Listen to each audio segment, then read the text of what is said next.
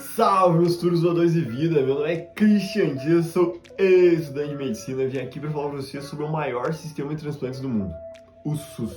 Então vamos citar uns números.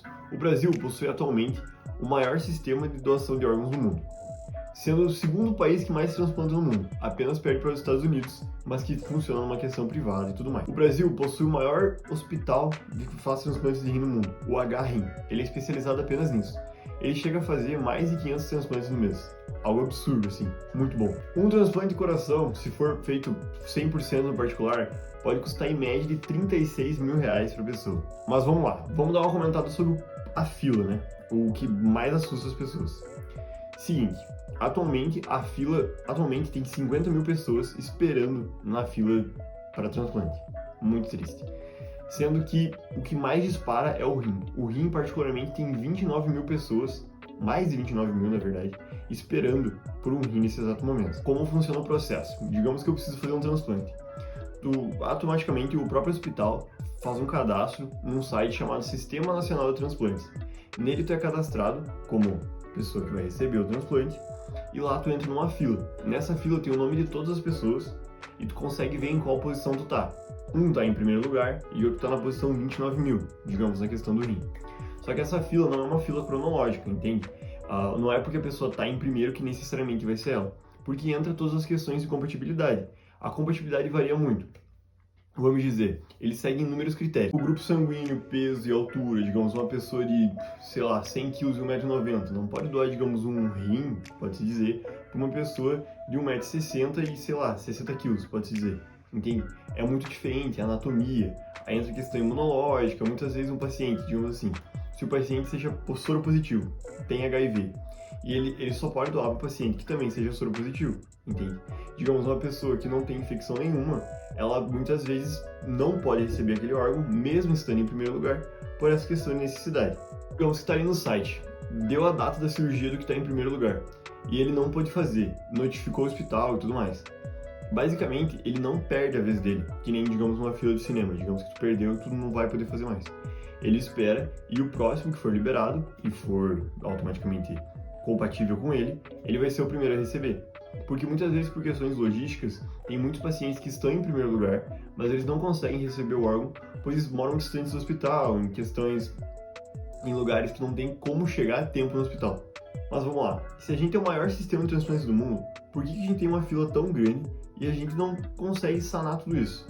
Basicamente, funciona assim.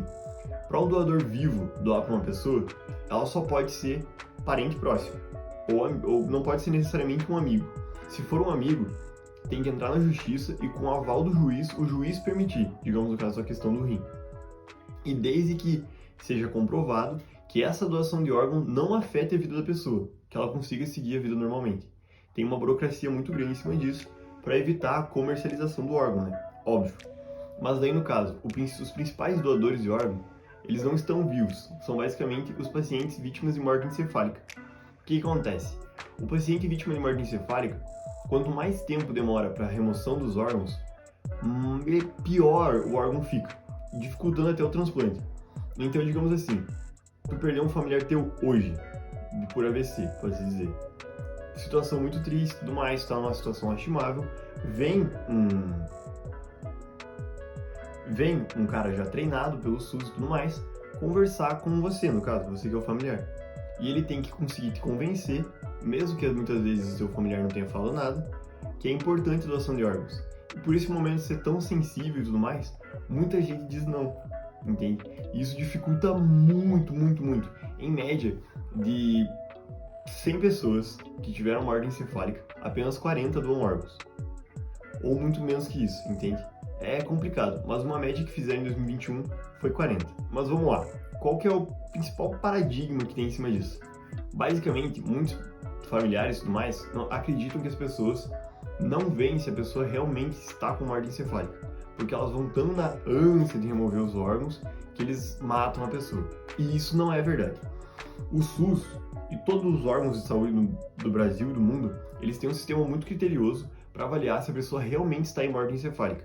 São feitos 2 exames clínicos, um teste de apneia e um teste complementar. Sendo que quem pode fazer esses exames clínicos é apenas um médico que já deu mais de 10 mortes encefálicas. tendo ainda um teste de apneia para avaliar se o paciente ainda movimenta o pulmão ou tem algum resquício de movimento, e ainda para terminar um eletroencefalograma e muitos outros exames, mas o eletroencefalograma para avaliar se tem ainda algum sinal elétrico no cérebro, entende? É muito criterioso. E ainda, se tiver alguma variação em questão de medicamento no sangue do paciente, que não esteja no sistema ali, que altere um pouco esses exames, automaticamente a morte encefálica é descartada e eles não fazem o exame, até ter certeza. Então é uma coisa muito séria. Digamos que o paciente topou doar o órgão, o que acontece agora? Beleza, digamos que o familiar topou, vai ser feita a doação de órgãos. Como é feito a questão da compatibilidade?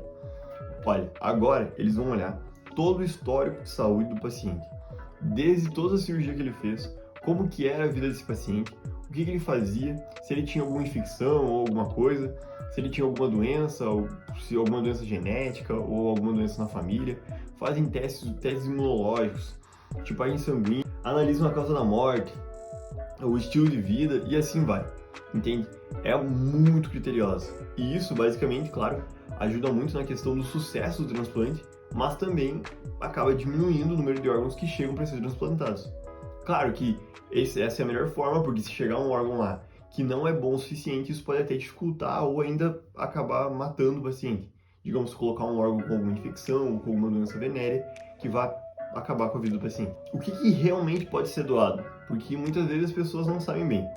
O que pode ser doado são os órgãos e os tecidos.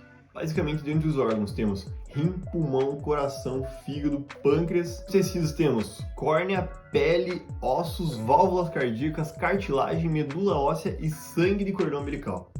Entende? São inúmeras coisas. Então, basicamente, a pessoa que doa, digamos, 100%, que decide ajudar o máximo de pessoas possível, ela pode ajudar até mais de 50 pessoas, até 100 pessoas, se tu for ver bem. Então, o que eu digo pra ti?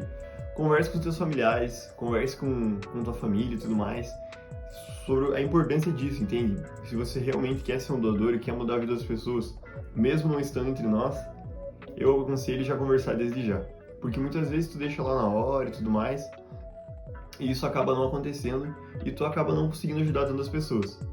Hoje, atualmente, existem 400 pessoas na fila de espera por um coração, 29 mil pessoas na fila de espera por um rim, 2 mil pessoas na fila de espera por um fígado, 216 pessoas na espera por um pulmão e 300 pessoas na espera por um pâncreas. Falam nos tecidos que passam de 20 mil pessoas esperando. Então, aconselho muito falar com a família de vocês e ver o quão sério é isso. Então é isso aí, o assunto de hoje foi meio pesado, mas é só para dar um adendo para vocês de como funciona esse sistema.